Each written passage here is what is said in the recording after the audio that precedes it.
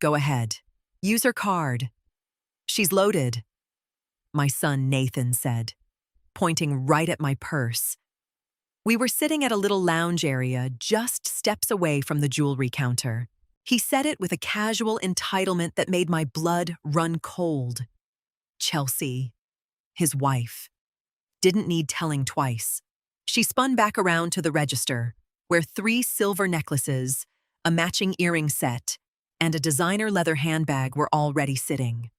The total was way more than my entire monthly grocery budget, and she had picked it all out in under 20 minutes.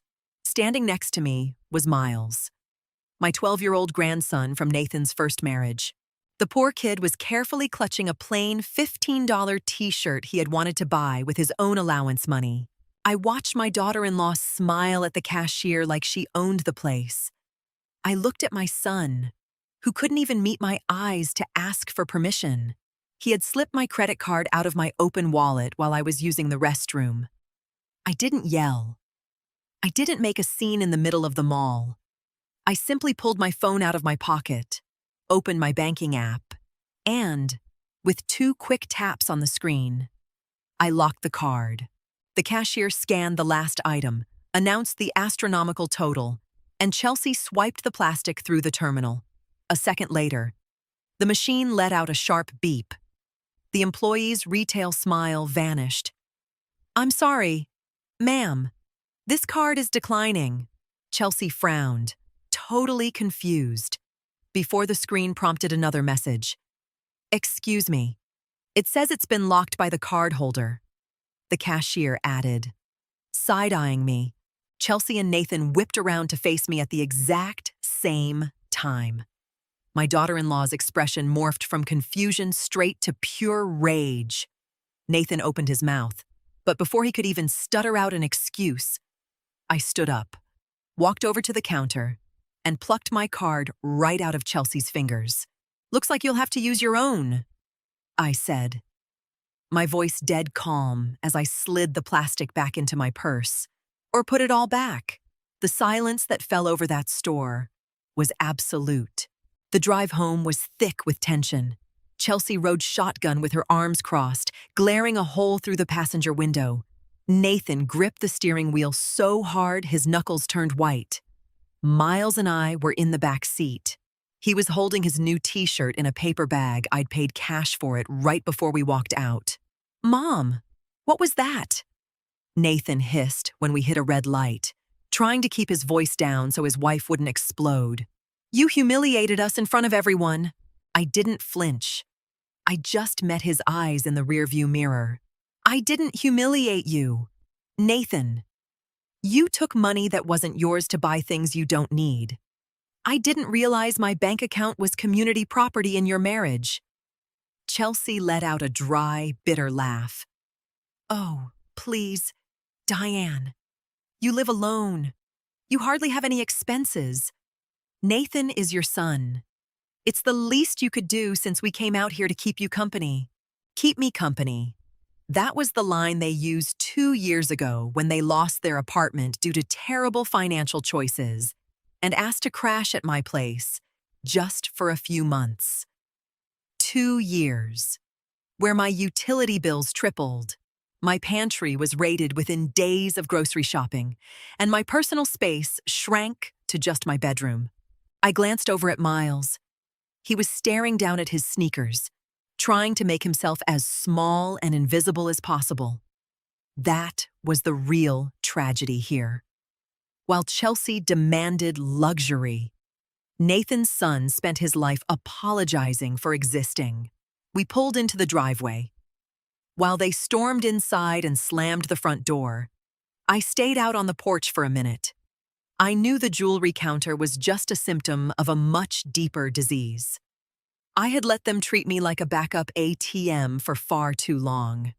I walked inside, went straight to my laptop, and pulled up my online banking. My main card was already secured, but there was one loose end left. With a couple of clicks, I permanently canceled the emergency authorized user card I had given Chelsea a year ago.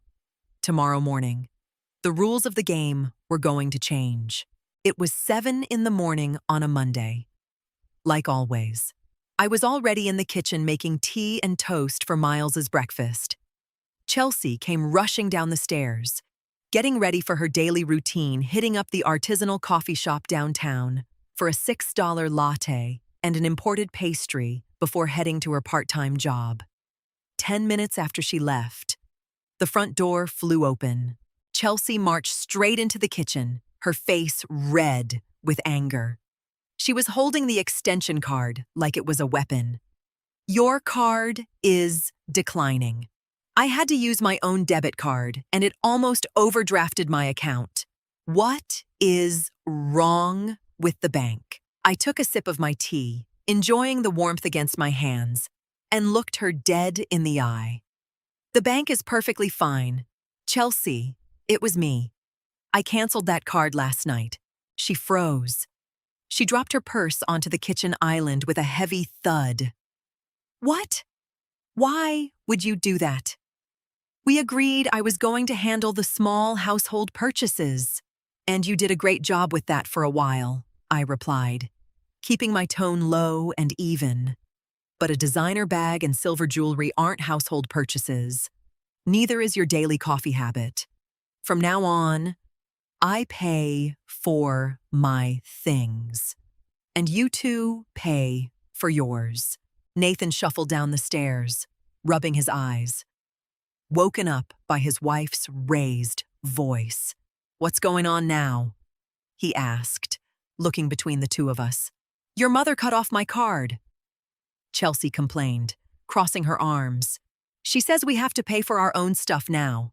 Nathan let out a heavy sigh, rubbed his forehead, and hit me with that puppy dog look that used to work on me when he was a teenager. "Mom, don't be difficult. You know we're trying to save up for a down payment. You can't just cut us off cold turkey. You've been saving for 2 years." "Nathan," I pointed out. "And yet Chelsea tried to drop almost $1,000 yesterday. I'm not being difficult. I'm being realistic." I finished my tea, rinsed my mug in the sink, and walked out of the kitchen. The first boundary was set, and Chelsea knew I wasn't bluffing. That afternoon, I went to the grocery store. Over the last few months, Chelsea had taken over writing the grocery lists. Funny enough, the lists were always packed with imported cheeses, expensive wines, a very specific brand of almond milk for her, and pricey cuts of meat I didn't even eat. All paid for by me, obviously. This time, I grabbed a small basket. I bought chicken, fresh vegetables, rice, the chocolate chip cookies Miles loved, and my herbal teas. Normal, healthy groceries for 2 people. When I got home, Chelsea was watching TV in the living room. She wandered into the kitchen while I was unpacking the bags and immediately frowned at the counter. "Is that it? Where's the salmon and my Greek yogurt?" "At the store," I answered without looking at her, tucking the produce into the crisper drawer. "But it's your week to buy groceries," she insisted, her voice creeping up an octave. I stopped, closed the fridge, and leaned against the counter. "I bought my groceries, Chelsea, for Miles and me. Like I told you this morning, my finances no longer cover your luxury tastes. If you want salmon, the store is open until 9. I started organizing my teas in a small cabinet next to the window. I pulled a small padlock out of my pocket, looped it through the cabinet handles, and clicked it shut. Chelsea's eyes bugged out of her head. "Are you locking up the food? That is so humiliating," she gasped. "I'm not locking up the food. I'm protecting the things I bought with my own money for myself and my grandson," I corrected her. "The rest of the cabinets and 3/4 of the fridge are totally empty and all yours. Feel free to fill them up with whatever you'd like to buy." She spun around on her heel and stormed out of the kitchen, muttering under her breath about how impossible I was to live with. I just gave a small smile.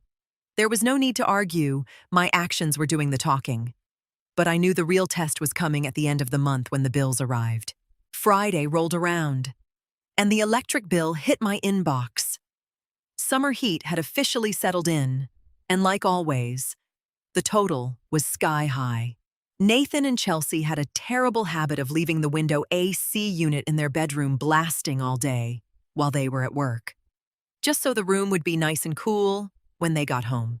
That night, during a dinner I'd cooked just for Miles and myself, Nathan and Chelsea had ordered takeout and were eating in front of the TV. I got up and walked over to my son.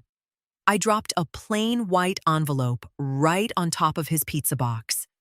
"Here you go." Nathan stopped chewing, looking confused, and opened it. When he saw the number on the printout, he practically choked. "Mom, the power bill is insane." "I know." I nodded. "There's a sticky note inside with exactly half the total. I need you to Venmo or Zelle me that amount by Wednesday. I also tacked on a third of the water bill." Chelsea dropped her slice of pizza. "You're charging us for utilities. Nathan is your son. This is his house too." I looked at her calmly, completely unbothered. "This is my house. The deed is in my name. Nathan is my son. But he's also a 40-year-old man with a full-time job. If you share the roof and blast the AC, you share the bills.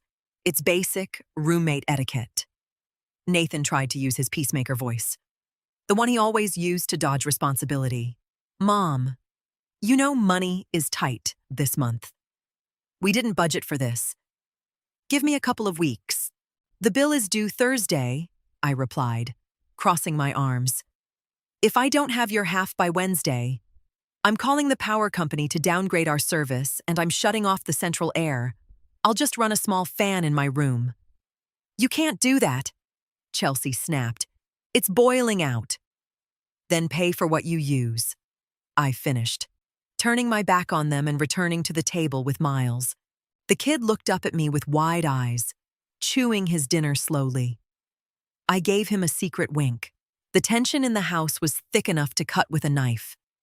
But for the first time in 2 years, the weight wasn't sitting on my shoulders. Saturday arrived. Since Nathan hadn't transferred a dime for the utilities, the vibe in the house was toxic. Just to avoid me, he and Chelsea decided to spend the entire day at a friend's country club, leaving Miles behind. I took full advantage of the peace and quiet. I had spent months watching this house shrink around me and my grandson. There was a lovely guest room upstairs that Chelsea had completely colonized. She called it her dressing room. It was crammed with shoeboxes, rolling racks of seasonal clothes, and a massive floor mirror. Meanwhile, Miles's desk was shoved into a dark corner of the upstairs hallway. I went out to the garage and grabbed a stack of empty moving boxes. I walked right into the guest room and got to work. I didn't break anything. I didn't throw a single item in the trash. I was meticulous. I folded Chelsea's clothes perfectly, boxed up her shoes, and stacked everything neatly. Over the next 3 hours, I relocated every single piece of my daughter-in-law's wardrobe into the bedroom she shared with Nathan. I lined the boxes up at the foot of their bed and crammed whatever I could into their already bursting closet. Then, I called Miles up. Together, we dragged his desk out of that dreary hallway and into the newly emptied, sunlit guest room. We set his books up on the shelves, positioned his chair right in front of the window overlooking the backyard, and I brought in a brand new reading lamp I'd been saving for him. Miles ran his hand over the wooden desktop, taking in the space. "Can I really use this room, Grandma?" he asked, a mix of excitement and genuine hesitation in his voice. "This is your study space now, sweetheart," I assured him, smoothing down his hair. A house should always make room for the people who actually appreciate it. I shut the door and went downstairs to start dinner. I knew exactly what was going to happen the second that couple walked through the front door. The clock read 8 o'clock. The real showdown was just getting started. Right at 9, the front door unlocked. I could hear Nathan and Chelsea laughing in the foyer, followed by the heavy thud of their footsteps heading upstairs. I was sitting in my armchair in the living room, reading a book, just waiting. It didn't even take 2 minutes before a shrill scream echoed from the second floor. "Diane, what did you do?" Chelsea came stomping down the stairs, her face flushed and furious.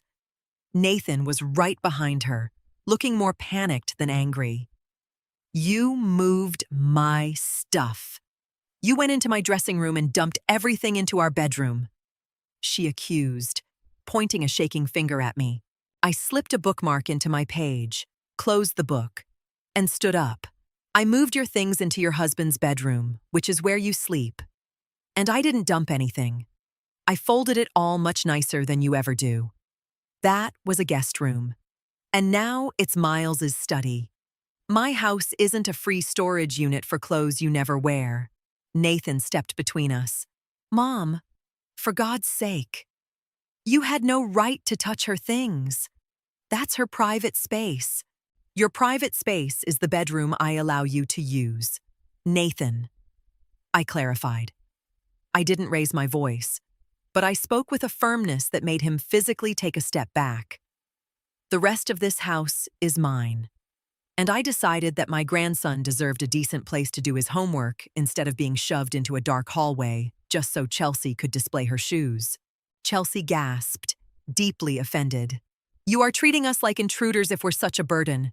We'll just leave." "I am not going to live somewhere I'm entirely disrespected." I stared right at her and extended an open hand toward the front door. "Go right ahead. No one is forcing you to stay." The silence was deafening. Chelsea looked at Nathan, waiting for him to yell at me, to demand an apology. But Nathan just looked away. They both knew perfectly well that without my credit card funding them, and strictly relying on Nathan's salary, they couldn't afford their lifestyle and pay real rent anywhere else. They turned around and walked back upstairs in total silence. I sat back down and opened my book again. The next few days were a textbook Cold War. Chelsea gave me the silent treatment, completely ignoring my existence. She'd walk right past me in the kitchen like I was a ghost. Nathan, on the other hand, decided to play the martyr, letting out these dramatic, heavy sighs every time he had to pull out his own wallet to pay for a pizza delivery. By Wednesday afternoon, the situation crossed a line I absolutely refused to tolerate. I was in the laundry room folding towels when I heard Chelsea's voice out in the hallway. She was talking to Miles. I peeked out the door silently. "It's really a shame your grandma is being so selfish." "Miles," she was saying, adjusting her earrings in the hall mirror. "We really wanted to take you to the movies this weekend. But since she's charging us just to breathe in this house, we don't have any money left over for you. I guess she cares more about her bank account than seeing you happy." Miles was just staring down at the floorboards, hands jammed in his pockets, looking utterly miserable. I stepped out of the laundry room. My footsteps hit the hardwood with authority. "Chelsea," I said. I didn't yell, but my tone had an edge that made her jump. "Go to your room, right now." She spun around, trying to keep up her defiant act. "I was just talking to the kid.